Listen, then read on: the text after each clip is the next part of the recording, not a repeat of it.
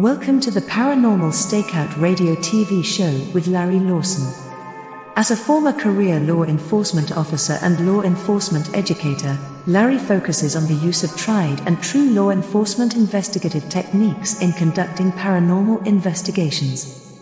Despite his experience and training, Larry also keeps an open mind to discussions on topics that deal with evidence that are not quite as physical in nature. Paranormal Stakeout guests are professionals in the field of the paranormal and parapsychology, conducting the investigations and research needed to further the cause of paranormal study. Larry advocates an agenda of standardization of structure and training in the field of paranormal investigation and research for the purpose of one day being able to produce the evidence needed to convince a jury of the existence of the paranormal. Whether it is ghosts, UFOs, unsolved mysteries, hauntings or cryptids, no topic is beyond the investigative reach of Larry Lawson and the Paranormal Stakeout radio TV show team. Now, here is the host of the Paranormal Stakeout radio TV show, Larry Lawson.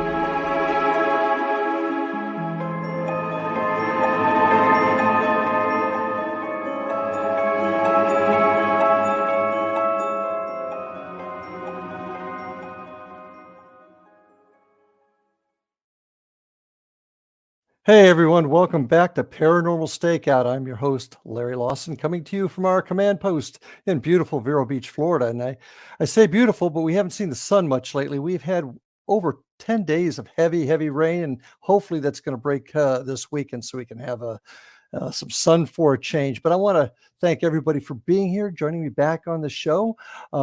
If you're interested in finding out a little bit about my team and what we do, go to our website at paranormalfbi.com or indianriverhauntings.com. Find out what we're up to. You can also catch us on Facebook at Indian River Hauntings and Florida Bureau of Paranormal Investigation.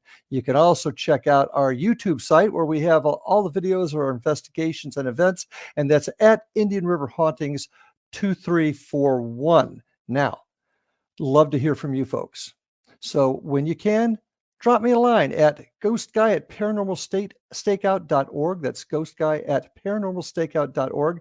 Send me your comments, send me your thoughts. If you have questions that you'd like me to answer on the show, this is the time and place to do it. So please get a hold of us. Reach out. We'd like to interact with you folks a little bit. Now, my guest tonight is really excited to have him on. He's a fellow Floridian. I'll get that out. Say that fast 3 times.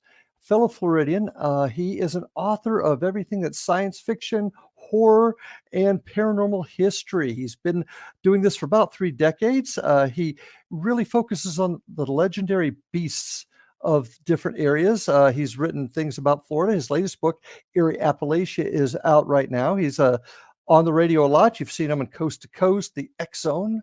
And he's also been on shows including Expedition X, Sasquatch Chronicles, Road Trips with Ripley's, and dozens of other shows. Really happy to have my guest tonight, Mark Muncy, on the show. Mark, welcome to Paranormal Stakeout. Hey, it's good to be here. Nice to see you again, Larry. Yeah, it's been a long time. Now you're over on the other side of the state for me, but you're still in the neighborhood. Yeah. I think you were one of my first interviews when the first Eerie Florida book came out about 5 years ago. So, yeah, it was about that. Yeah, it was great. We've been way too long since we've chatted, but really happy to have you tonight. Now, you've done a lot of different things. You've been involved in a lot. I think you initially got started off involved in a paranormal type of event or thing over in the Lake Wales area, I believe. Originally it was I ran a haunted attraction. Based on Florida folklore and legends. We did that here in the Tampa Bay area over in St. Petersburg. And while we were doing that, I collected all these emails and strange things. I was like, hey, if you have a ghost story, let us know. And one of the ones that came to me was from Lake Wales area. And it was about something in the shadow of Bach Tower. And I was thinking it was a Spook Hill story or something. No, this lady had basically a little person stealing their fruit off their farm. And so they called the police. And the police came, investigated, and was like, well, this guy obviously isn't stealing your fruit. He's about 8 inches tall. Real small dude. Real small, like Tom Thumb, maybe smaller. And so they let him loose. But then they caught him again the next day with fruit. And so the police arrested him in an orange crate because they didn't have handcuffs that would fit him. And he was naked and he was screaming at him in a foreign language. And then suddenly the story goes, according to the lady's letter, that dozens of the little people were throwing stuff at her house while he was gone, until finally the police released him and brought him back. And, it was a weird story. And I was like, there's never going to be any, validation for this story. So when I started doing Eerie Florida, our first book, I was like, well, I can't really put this in there. It's a neat little email I got from 20 years ago, but what am I going to do with it? Mm-hmm. But then I reached out on social media, was new then. And I reached out on Facebook and found a group of people who live. Do you know you grew up in Lake Wales when? I said, does anybody remember a small person being arrested in the late 1940s? And sure enough, a civilian worker for the police department remembered it, and remembered him coming in the orange crate. So, that became one of my wife's illustrations that we pitched to the publisher, and that went viral even in the early days. And that's how it all started. That was pretty much how we turned from haunted house into author and researcher. And I was like, well, if this is real, how many other weird things out there are real? And I had little monster that I had seen when I was growing up, on my farm in Kentucky, my family farm. And it was a folklore tale and all that. And I saw something weird when I was a kid that didn't make sense to me. And so now it's like, okay, maybe there's some truth behind that. And so that's kind of fueled this passion ever since. So that's what got you started, was the events that happened to you at home in Kentucky. Yeah, way back. I would say, yeah, that would be the thing that got me. Was there was a story of this weird creature that lived on our land, and it sounds like something out of South Park. It had the head of a man, the body of a big cat or a cow, and the head glue, and it had a wooden leg. And so it was, like all these things that had the dumbest name ever. It was the bench leg of Goble Ridge. At least it wasn't called Woody. No. And if it was, it would jump from tree to tree. And then if you would ride horses underneath it, and if you were a bad person, it would smack you with its wooden leg and knock you on your butt off the horse. And that was the legend. And for years I'd heard it. I wanted to hear ghost stories. I didn't want to hear this stupid stuff. I grew up in the time of The Exorcist and Amityville. I wanted real scary stories, not this cow creature that jumps from tree to tree with a stick. And then suddenly, though, when I was a little bit older, I saw something strange running through the woods with what looked like a deformed head that was kind of glowing. And I have nothing makes sense. And I still don't know what I saw. So, but it fit the legend. And since we've been doing all this, I've gotten letters from people that tie some of the historical facts of the story to it too. So. And that's one of the things you try to do, is tie that history into these stories to give you. Yeah, I try to find why is it there? I am not a paranormal investigator. I am not a Bigfoot hunter. I am not a UFO hunter. But I go with UFO hunting teams, Bigfoot hunting teams, and ghost hunting teams to get their stories and to document their experiences. But I also I go in and do the folklore and the history behind it. And, I'm the guy in the chair, so let's dig in and let's find out, why is this place haunted? Why is Bigfoot seen in this area? So, and how long has it been seen in this area? That's a lot of what we do. And consider this an open invite to join me and my crew if you ever get down to this neck of the woods. I send people your way when they send me an email, and I know they're over that area. So yeah, you do, and I really, really appreciate it. So a little bit about Florida. What are some of the? You talked about Bach Tower. Now, for those that don't know Florida, Bach Tower is between Vero Beach, where I am, and Tampa on State Road 60, and it's about halfway in between. It's in the middle of the state. And that's a real interesting spot. Bach Tower is like a lighthouse in the middle of.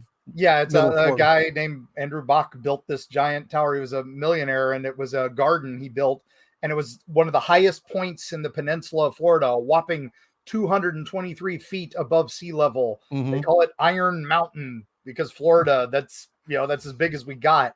And and it's weird. It's known for weird stuff in the area. There's a gravity hill not too far from there called Spook Hill that's in the nearby town of Lake Wales, less than 2 miles from Bach Tower. But it really is. It's like driving into old Florida with the old dirt roads around it that go through these old orange fields. It's pretty amazing. And that's the one thing folks don't really understand about Florida. They look at us as citrus and sun and fun and amusement parks. They don't realize the history that we have here, especially in the interior. No, so exactly. I always try to describe it as look at Florida from space, right? Because we're the space coast. Everything launches from here. So you look at it from space at night and you see all those lights on the coast. That's where all the beaches are and everything. And then you see the bigger bright lights a little closer in. Those are all the big cities that support the beaches, the Jacksonvilles, the Miamis, the Tampas, Vero Beach, West Palm, all that. And then you move a little further inland and there's these big dark spots that are nothing. And that's, the Everglades, the Ocala National Forest, Lake Okeechobee, the Withlacoochee State Forest, State Tate's Hell, and all these crazy places where all this weird stuff happens. And that's the parts everybody forgets.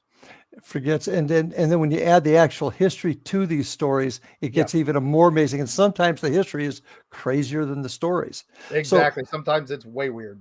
Weirdest spot in Florida? Oh man, that's take a shot. Got me there. I would say Tallahassee, where all our politicians are. You got to go places like Casadega, which is like one of the biggest concentrations of witches and psychics in America. Has more per capita than Salem, and it was founded by psychics. And there is a legend there, the Devil's Chair, which is a chair. If you sit in it late at night, the dark presence or the devil will come and visit you. If you do sit in that chair in that cemetery late at night, a dark presence will visit you. It's called the police because it is private property. But that area is super haunted and it's very weird feeling, but it is also very cool place to visit. I would put that up there. I'd say probably the scariest and weirdest place is Key West, just because you got Captain Tony's, which is, he was a character who seceded from the United States for 8 minutes, declared war on the United States. This was a mayor, and then immediately surrendered and demanded $8 billion in foreign aid. Brilliant move. The Conch Republic, I believe, is what they called it. Yeah, the Conch Republic. And then right there is also, a good friend of mine, Robert the Doll. Yeah, Robert the documentary on Travel Channel. So you can't argue with Robert. Robert's the most haunted item in the world, if not Florida. At least Florida, if not the world. So, certainly has that reputation. No doubt about that. How often do you run into stories? Do you get these legends from folks, and you find out? It started slow. I mean, honestly, I would get them from our haunted house. We'd get like one every couple months. Halloween, we'd always get a few and all that. But then once Eerie came out and I started doing Coast to Coast AM and Into the Fray, and then when that hit the bestseller list, suddenly I did Freaky Florida, our sequel book, which was a lot more deep dives and a lot more fun, off the road, off the beaten path stuff. And once I did that, people were like, oh, hey, this guy's treating this stuff legitimately. He's not making fun of us. Like most of the Florida books make fun of Florida Man and all that. And then I started getting the real stuff. And it was like, heavy stuff. And some of that was tricky. And now I still wind up getting numerous letters and emails every day, every week. And now that I've done Appalachia, I'm getting them from all over the place. Well, I got a few more questions, things to talk about in Florida. Then I want to get into the Eerie Appalachia. But right now we got to take our first break. That first round went pretty darn quick. So folks, stay with me. My guest today is Mark Muncy. He's got lots to share with us. So stay with us. We'll be back right after these messages. And we are back on Paranormal Stakeout. My guest tonight, author Mark Muncy of Eerie, Florida, Eerie Appalachian. Eerie all over the place. Mark, what I'd like to, I was thinking about this on the break. What you do, and I've found this out too with the book that I'm just finishing up right now. It's a lot of work. Now, you're not an investigator. You said you don't go out necessarily, but you still have to get the results of these investigations, the information out in a book. What does it take for you to write a book? What kind of research do you do? Yeah. Like I said, I do go out on investigations and stuff, but I go with other teams that are the experts. I don't consider myself an expert on any of this. I am just a researcher. But no, I'll get the story. Like somebody will send me an email saying, hey, do you know about this weird thing that's happening. And then I'll be like, oh no, haven't heard that, and then I'll dig into it. If it's some legend or something like some folklore piece, then I'll use that as a base, and I'll start looking into the area, and I'll reach out to people I know in the area, teams, paranormal teams and stuff. Some people do reach out to me and say, hey, I've got a problem. I don't know how to deal with this. And it's affecting my business, it's affecting my life, whatever. And they'll be like, can you point us to a team that's not going to exploit us, and all that. So that's the plus. I get to vet some of these stories, but I also get to vet some teams. But I also, then once I get that and I dig in, find out, oh, there's a little history, there's a little this there, there's a little this there, I'll go with it. And then that's when I'll be like, okay, this is one that's going for a book, or this is one that's going to just be, in a folder of oddball occurrences and stuff. Most recently, I've had this one that kind of has been following me for a couple years now. And it started, I had a friend who was a dogman expert, and she was driving through North Florida and saw something unusual on the side of the road, and wasn't her area of expertise, but she knew I'd worked with her in the past. And so she reached out to me and said, hey, I saw something weird. I'm not sure it was real, but I saw it. Do you know anything about this in this area? I didn't at the time. So I was like, nope, that's new one on me. I'll put it in my folder of just oddball stuff. Not 2 weeks later, a truck driver had heard me on Coast to Coast AM, driving along, saw something very similar a few miles down the road, and he emailed me, because I'm the creepy Florida guy, and said, hey, I saw this weird thing. I heard you on the radio. Do you know anything about this weird thing? And it chased my semi. It was as high as my semi, and it chased me off the side of the road. I was doing 70 miles an hour, and this thing was keeping up with me. And I was like, wow, this is interesting that he's describing almost the exact same thing she did 2 weeks earlier, and they don't know each other. Independent verification. I'm like, okay, now there's something here. So I reach out to a couple paranormal teams in the area, a Bigfoot hunting team in the area, because this one kind of borderlines both of those. Sure. And I'm like, you guys want to look for this? I think it might be an animal in distress, but it also sounds really weird. And it's kind of one of those things. It's like, all right, how do I classify this? But then at that point, I got a third, while later, from a train conductor who had seen it. And I realized this is in that same circle. It's like a 30-mile radius. So this thing's got an acting area. And I just kind of was like, all right, I don't really have a lot of historical significance to this, but there is something going on. And now I have a team looking into it. They haven't found any evidence yet. I had another team look into it. They didn't find anything. But then I found some native lore that kind of fit this creature. And so we've kind of got a new cryptid up in that area. It's going to be in my new book. I can give it away because we've talked about it on a couple radio shows already. Okay. And it looks like a horse, but it is covered in vines, or maybe even made out of vines. And, kudzu is very common up in that area. The vine that ate the South, right? One of those great things. I got a backyard full of it. Yeah, exactly. We brought it in to prevent erosion, but the roots grow so fast they don't protect us from erosion. So now they just get into everything. But this looked like a horse that was maybe trapped in it, but it was big and it was running fast. And then the truck driver said it didn't even have legs. It looked like something like a ghost horse, that was just made out of these vines. So I thought, of course, immediately that there's a horse that's trapped in some kudzu, and and it's trying to run and get free, and it gets close to cars and then turns off. I was terrified it was going to cause an accident or something. But now the more we've researched it, there's some native lore of a native spirit that's similar in description, of a horse that is of the trees, of the forest, of the swamp, and it runs in that area, the beast of the swamp in that area, known to run on water, run on roads. And it would have been in that exact area near I-10 and 301. Yep, know exactly where that's at. That's way up there. Yeah. And that research has given you a foundation for 3 separate stories. That's what puts all of this together. Right.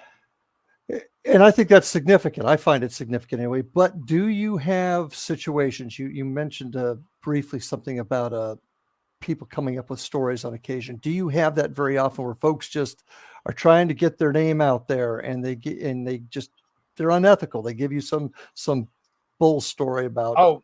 Oh yeah, I get a few, and it seems to come a lot from people who know I know other people. So like I get a few things where, I saw a Bigfoot in this area, and it was and I want to tell my story. Can you get me in touch with the people of finding Bigfoot? Or can you give me the people? Can you get me in touch with this guy who I saw you talking with and all this? It's like, all right, well, let me dig into this a little bit. What did you see? When did you see it?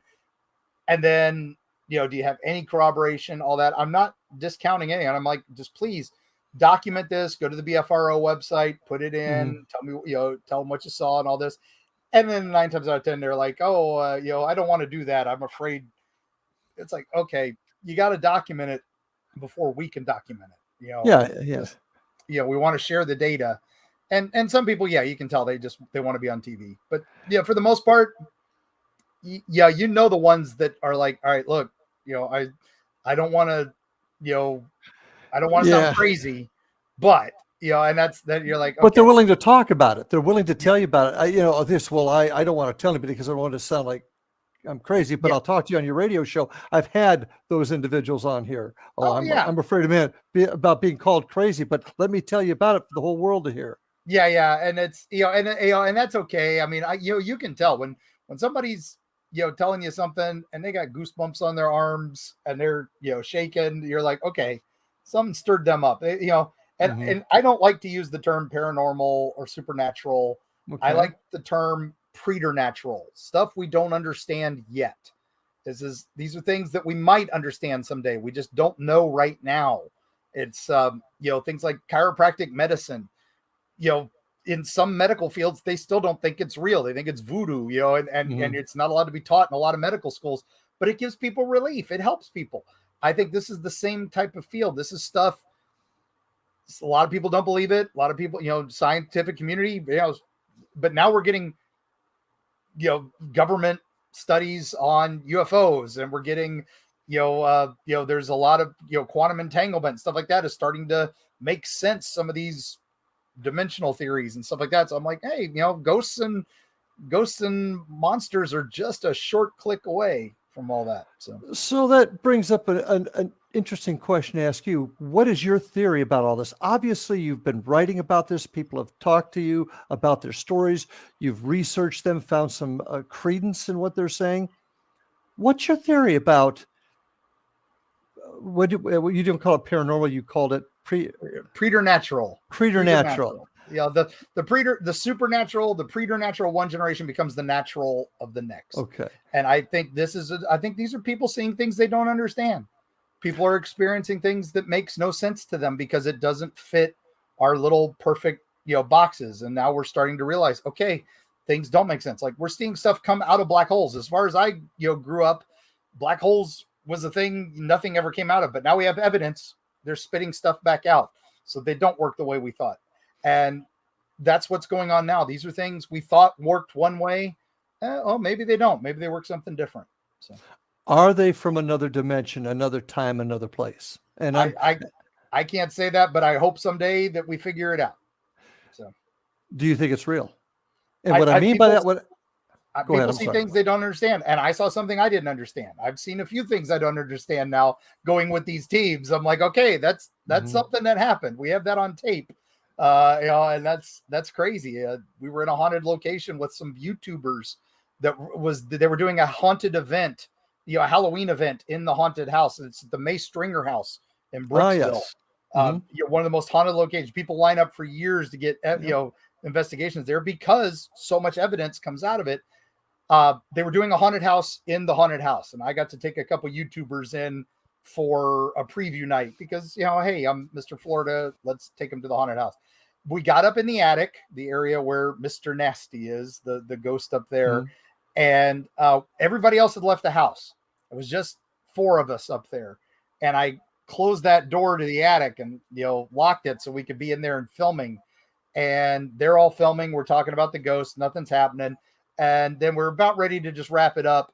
And then suddenly the door behind me flies open, and it's on 3 different video cameras, this locked door, and there is nobody out there. And if you've ever been in that house, it's Florida, it's summer, it's October, still summer. Thank you, gang. It's the 9th month of our 9 months of summer.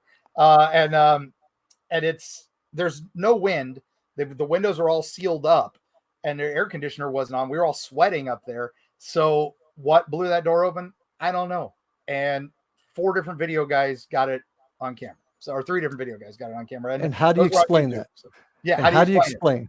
And that's one thing I ask folks, when you see stuff like this, it defies explanation. Obviously, I'm a big believer, and you've got to, check out everything. I think like I said, something's out there we don't understand. And this is we don't know the rules, so we don't know when we break them. Yeah. And there are some rules that are out there that we don't even know about yet. Right. So I totally agree. So you've been in Florida, you've covered this state unbelievably, and you're going to be moving on to another state here soon.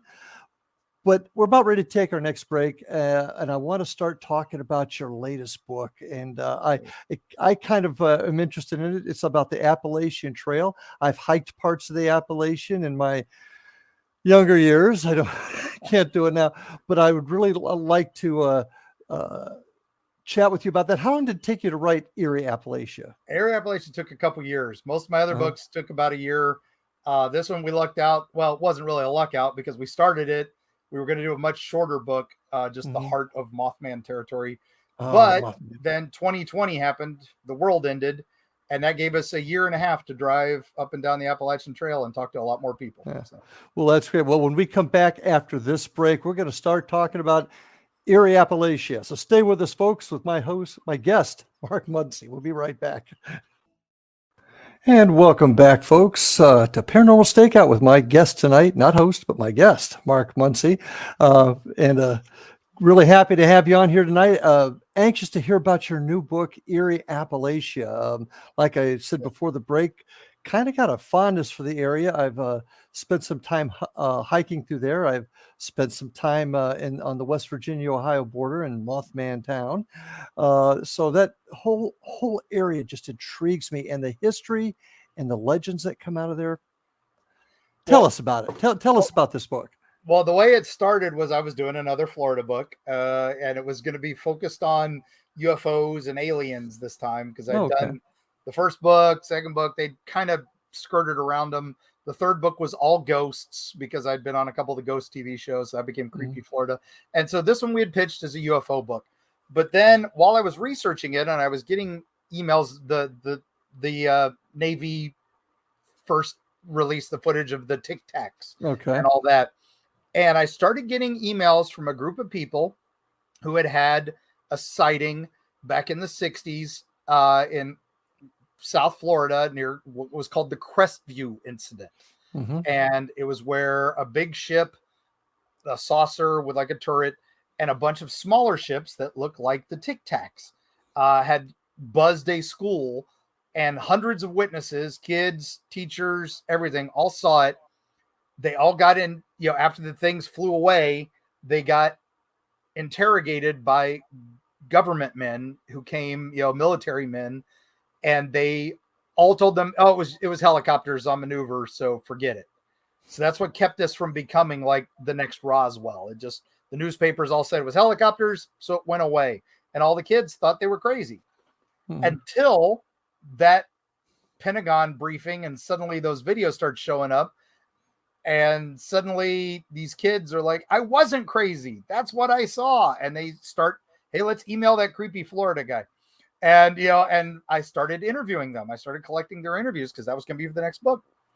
And one of them had this diary that his father had kept. It was one of those where it's like a phone book. You had all the family names, all the Aunt Jenny's chili recipe, all this stuff. But it also had the day in question where the government men came to his house to talk to his boy. And he took the names and wrote them down, which most people didn't do back then. So I had this list of names, and I'm like, Freedom of Information Act, I'm going to find these guys.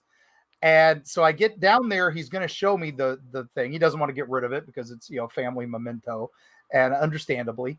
And I get down there, and he's in his, early 70s, and he's showing me this stuff. And we're going through the list, and I'm looking at the names, and one's like a Lieutenant Sinclair Coast Guard. Interesting. So that's kind of an oddball name and an odd branch. I should be able to get something from that. Still haven't, but I did. I tried. The other one was like a Captain Smith from the Air Force. That's not very useful. But the last one was the one that I got a chill, and it said government man cold. And I was like, wait a minute, tell me about this guy. And he's like, oh, he didn't really say anything. I just remember him standing there smiling. And I was like, oh my goodness. And suddenly my head, I'm putting two and two together. I'm doing the math, and I'm like, this is after the Derenberger incident. So I immediately put government man Indrid cold, the famous man in black, the man from Planulus that had visited a man near Parkersburg that I grew up knowing about this case. Near Mothman territory, a man was visited by an alien named Indrid Cold, who flew in a spaceship and landed on the road next to him. And I'm sitting there going, wait a minute, this is after that. Is Indrid Cold a disinformation guy for the government, or is he an alien that's working for the government? What the heck is going on? So suddenly I'm like, okay, well, my next Florida book's going to have a chapter about West Virginia. And then after that tie, I was researching a downed aircraft in Tampa in the 1950s that had flown from Eglin up in the Panhandle to Tampa, and then suddenly scrambled, and it was a training flight, but then they were scrambled, and then they crash shortly after landing. And it's like, wait a minute, this is weird. And their entire flight is redacted. And then I looked at the date, and I realized the date is the same day as the Flatwoods incident in Flatwoods, West Virginia, for the Flatwoods monster, which is an alien crash in the Braxton County that is infamous. And I'm like, wait a minute, if suddenly I'm drawing a line to Tampa, and then it goes over a line near Key West, where a couple hours earlier, a UFO had been spotted on that same day. And I'm like, oh my gosh, the plane in Tampa must have had an interaction with potentially a flying object. And so I'm like, all right, now my Florida book's going to have a chapter about Flatwoods. and so after a little bit, the publisher was just like, Mark, get the Appalachia book done. Instead of having chapters about Ohio and Kentucky and West Virginia, just get that book done. We know you want to do it. And then 2020 happened. So we were able to we thought that was going to kill it, but that actually helped us because we were able to Zoom with people. I was able to Zoom with Tanya Derenberger, the Woody Derenberger's daughter, someone who I never would have met, in person. She was in hospice care.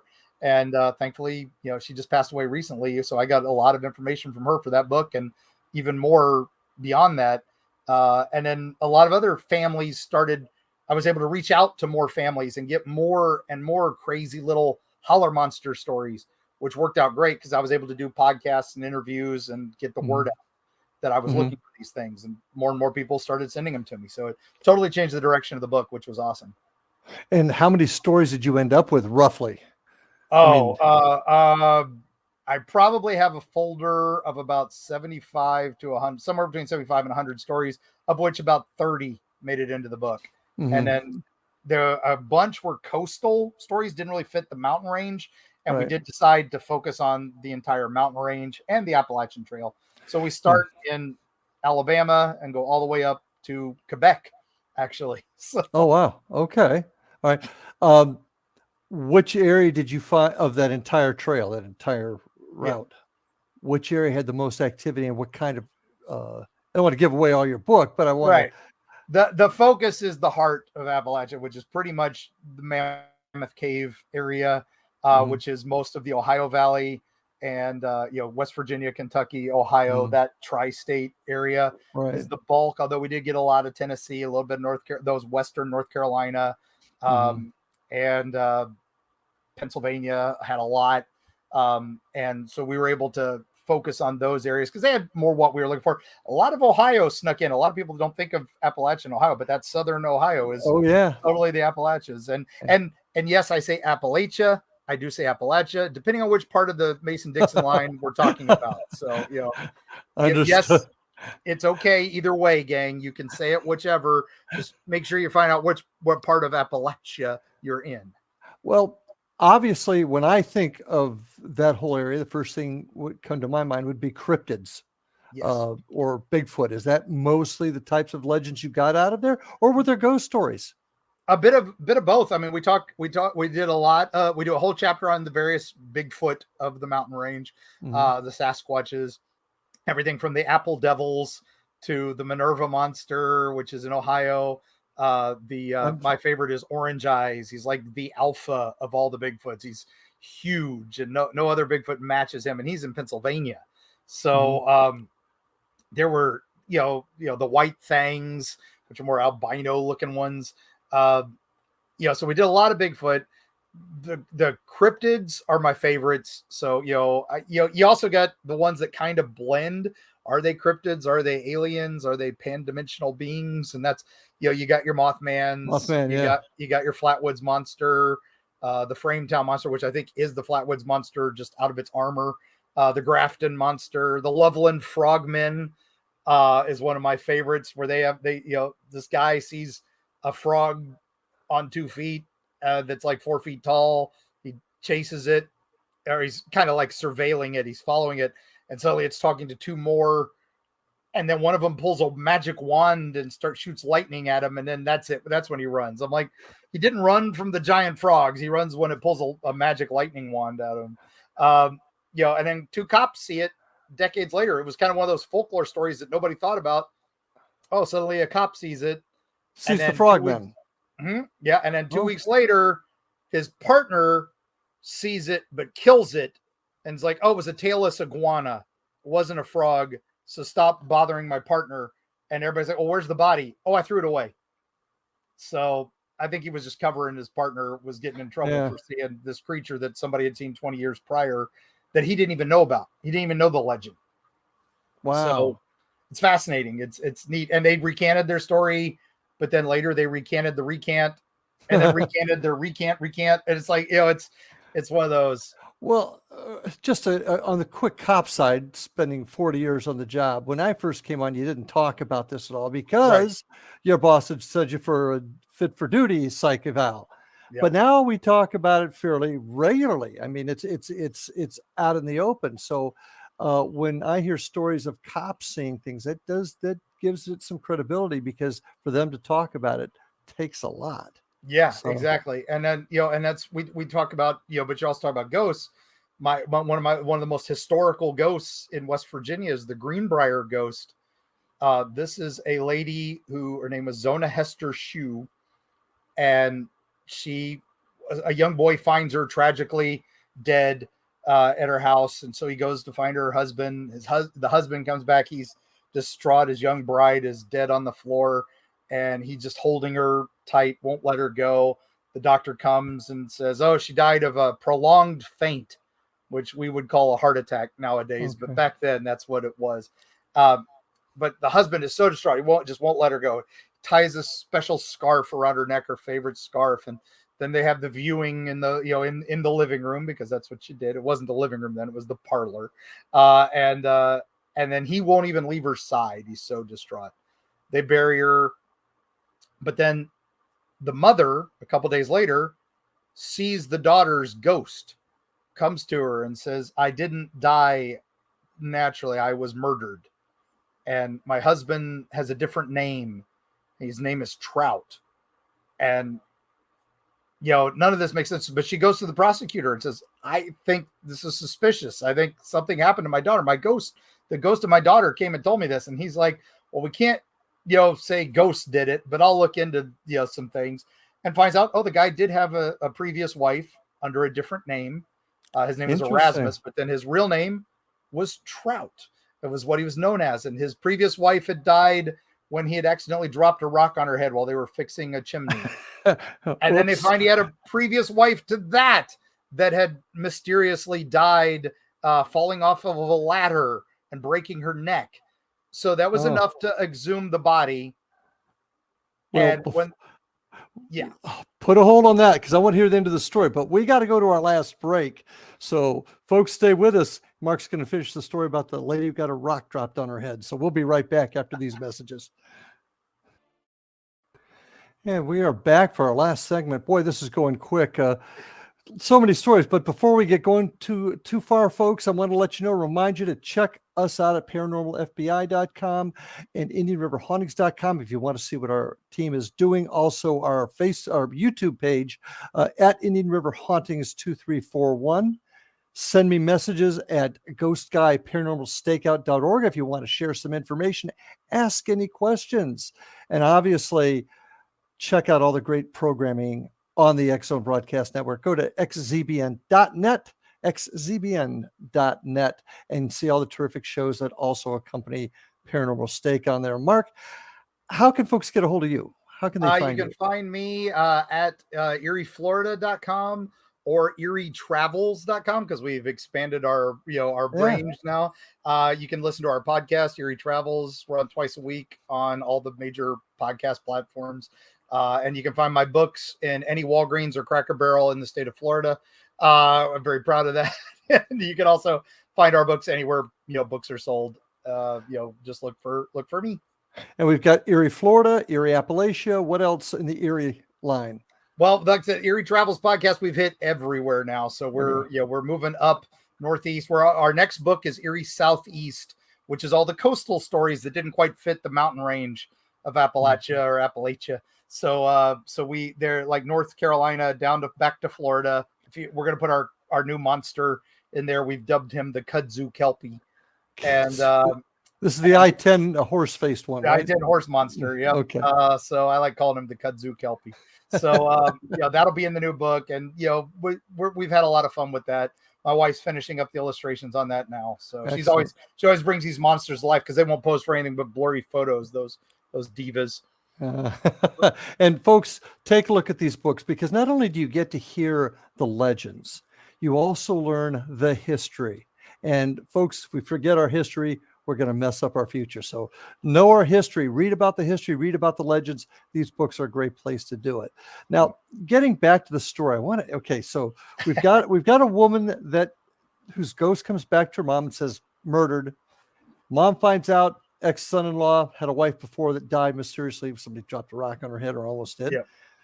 Take it from there. Let's. I want to hear the rest of the story. Well, he had a second previous wife that had also died mysteriously of a broken neck. So they, fallen down some stairs. So this guy's had a lot of bad luck. So they dig up the body, and while they're digging up the body, which was a big deal back then, right? This was not a common occurrence. The husband says, well, they may find something, but they can't prove I did it. Like, oh, that's a great quote, guy. Don't tell thanks for telling that to the police officer that's watching you while they dig up your dead wife. And sure enough, they find out, they take that scarf off. She'd been strangled. She'd had a broken neck. And so the trial goes to trial, doesn't last long. And, the prosecutor doesn't say anything about the ghosts. But it's a small town. Everybody knows the ghost story. Everybody knows that this ghost has fingered this guy. And sure enough, that's, he gets convicted and he goes to Moundsville where he dies a short while later. They tried to lynch him because of this, but, thankfully the sheriff put a kibosh on that. But he didn't last much longer anyway in prison. Anyway, so this is one of those documented cases where a ghost figured out named her own murderer. So she's kind of this folklore hero in West Virginia. She has a historical marker, and then you can go visit her grave. Sadly, people were stealing her tombstone quite a bit, so she's got this nice marker now that's a lot better and hard. It would be tough for somebody to steal now, but please don't steal tombstones and stuff when you go to visit these places. No. But she was probably one of my favorite stories to research. And, and so there you go. And, a real historical, I've got all the newspaper articles, we've got the court records, and it's pretty crazy. And that's what makes those stories great. What is the most, that's a pretty good one, but what is the most hard to believe story that you've gotten out of the Eerie Appalachia? Maybe that's you've got one. Okay. There's one that stands out because it's like one of those. One of the people asked, why didn't you put Vegetable Man in Appalachia? Because you talked about all these other monsters and creatures that are a little well known. Some aren't so well known. The reason I didn't put the Vegetable Man in is because it was seen by one guy who admitted he was high. So, and he saw a giant 10-foot stalk of celery, walking around. And when he came at it, it ran away, arms waving. Okay. That's not going to get in, Didn't they make a cartoon about that called VeggieTales? Exactly. I'm like, I don't, so that one didn't get in the book, but that was probably my hardest to believe. The fact that people actually consider this like up there with the Fresno Nightcrawlers as one of those lesser known, cryptids. I was just like, really, guys? Really? He admitted he was high.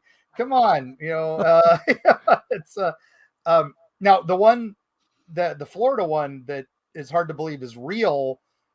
Was way back for Eerie, Florida, was mini lights, which was this. If on the north side of town, it was, if you say mini lights 3 times, these little green lights will chase you. On the south side of town, she's Mini Lightning, the voodoo queen of St. Petersburg, and her gator boys will steal your children. Whoa, that escalated quickly, right? Right. And she's the reason we have so many lightning storms in Tampa Bay. She hates Marie Laveau. So she steers the hurricanes away from Tampa up to New Orleans. Okay. Well, that kind of makes sense. That does seem to happen a lot. But what about her gator boys stealing your children? And again, this is one of those, it was a cool story. I didn't really know what to do with it. Then we discovered the truth behind it, which is so much worse than the fiction. And that is, we found it looking through the St. Petersburg Museum of History's archives. I found this fan that you would like cool yourself off with on a hot summer day, advertising a tourist attraction in St. Petersburg, which was an alligator farm. I didn't even know St. Pete had an alligator farm at any time as a tourist attraction. It had been long closed, but in the 1930s, it was there. And on this fan, on the back, was an advertisement that said gator bait. And it had 2 little African-American children being chased by alligators. And that's why the story was so different. On the north side, mini lights, say it 3 times, lights will appear. But if you say it on the south side, beware of mini lights. The gator boys will steal your children. It was beware of the men with lights.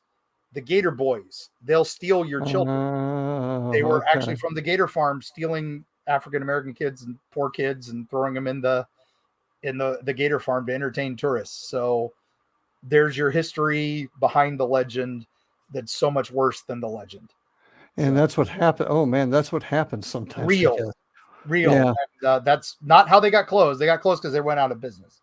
Right. Wow. Okay.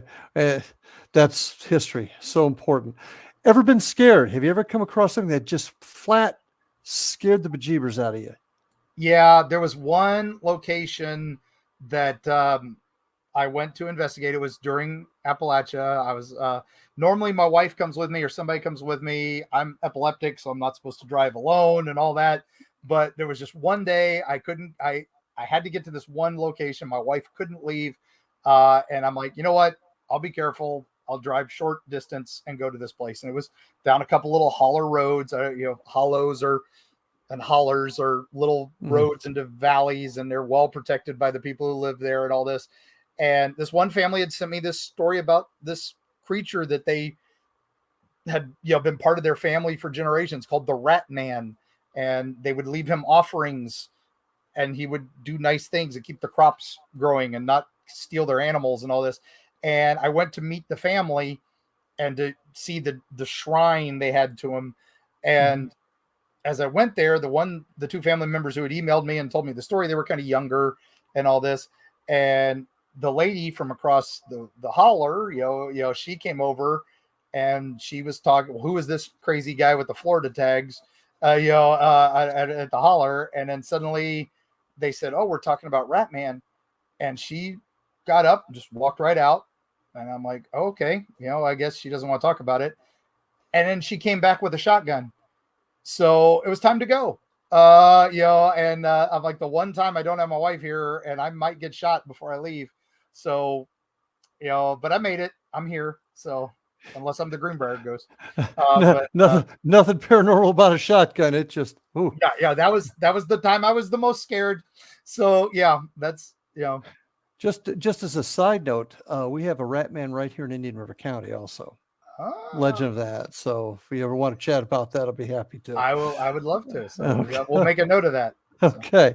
So what does the future hold for Mark Muncy and Eerie Travels? Where are you heading? Well, we're heading up to North Carolina. That's going to be our new home base. We're keeping some property down here, so we'll still be in Florida quite often for events and stuff. And this is where my kids live, so I'll be back here quite a bit for them. But we're doing the Eerie Travels podcast, which has done really well for us. That's why we're on twice a week now. That's blowing up. I did the documentary for Travel Channel on Robert the Doll, and I'm doing another documentary that I'm not allowed to discuss under NDAs and all that. But it's on hold because of the writer's strike. So you gotta love that. But once that hopefully gets all wrapped up, we'll back to film that. And that involves something I wrote about in a previous book up in North Florida. And so that's I'll just keep doing what I keep doing. I'll write more books and more adventures. Have you ever thought about traveling abroad? I'm thinking of the stuff I have found out about England that I had no idea. They've got a version of the Dogman and Sasquatch over there that I didn't even know about until recently. Yeah, I've done a couple British shows. I'm kind of like the token Florida guy every once in a while, so they'll bring me on. I'd love to go over there again. I haven't since the early or the late 80s when I went to Romania. It was still communist Romania, so that'll tell you the last time I traveled abroad. I had to go through Checkpoint Charlie and through the Berlin Wall. So that's how long it's been since I've traveled overseas. But I would love to go back. And it's one of those. If the invite's there, I'll come. Sure. Well, it sounds like your adventures are far from over yet. And are you appearing anywhere, any conferences soon that folks? I'll be at the Great Smoky Mountain Bigfoot Festival in middle of July. I'm doing a couple more appearances. I'll be at Tampa Bay Comic-Con. I do a lot of events. You can go to Eerie Travels and get them all. The big one will be speaking at the Mothman Festival in September, third weekend in September. We'll be up there for that. So yeah, that's one thing we're running out of time. Mothman is just a topic that just fascinates me. Oh, it's crazy stories, and people still see it. Everybody thinks it ended in 1963. No, people still see it. I had the privilege of just about a year ago going to the in Point Pleasant, the museum there was kind of. Oh yeah. Did you touch the shiny hiney? You can say it. I did. Safe space. Yeah. Everything. There's Mothman Cam. You can actually watch that statue 24/7 on the. That I didn't know. That I didn't know. Well, Mark, this has been a great show. Appreciate you joining us tonight. I've had a blast. Going to have you back, especially after your book comes out and you do some of these other great things that you're involved in. I need to have you back. Anytime, Larry. Appreciate it. Thanks for joining us. And folks, thanks for joining us tonight. Remember, check out the great programming on the X-Zone Broadcast Network. That's xzbn.net. Get a hold of me at ghostguy@paranormalstakeout.org if you have questions, thoughts, or comments. But until then, we'll see you on the next show. Please stay safe, love your family, and we'll see you on the other side. Have a good night.